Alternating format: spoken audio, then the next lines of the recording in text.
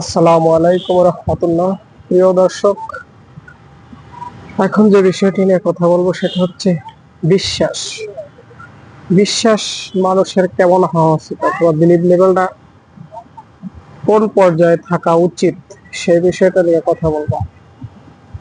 তো একটা এক্সাম্পল দেওয়া যাক, সেটা হচ্ছে এরকম যে ধরেন একটা কাগজের টুকরো, সেটাকে আমরা একটা ছিদ্র করলাম, ছিদ্র করার পরে সেটা আবার আমরা পেস্ট করলাম, পেস্ট করলে সেম কাগজটাকে আবার আবার আমরা মেশিনারিজ করে সেম পেস্টটাকে আবার ফ্রেশ করে নতুন করে তৈরি করলাম। তো এখানে বিলিভ লেভেলটা এরকম যে আসলে আমি যে কাগজটাকে ছিঁড়েছিলাম, ছিদ্র হয়েছিল, সেটা আমার ব্রেনটে সেভ হয়ে গেছে। আর এটা কতদিন সেভ থাকবে? আমি যতদিন বেঁচে থাকবো।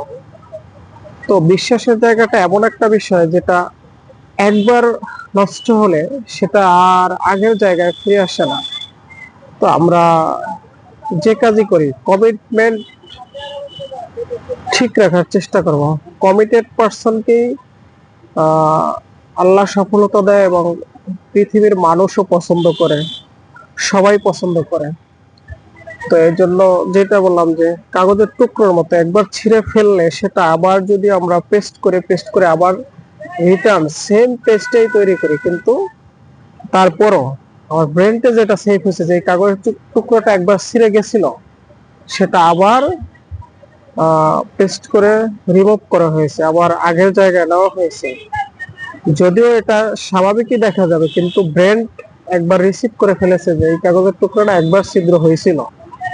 তো বিষয়টা এরকমই। তো আমরা বিলিভ লেভেলটা ঠিক রাখার চেষ্টা করি, কমিটমেন্টের প্রতি 100% অনেস্ট থাকি।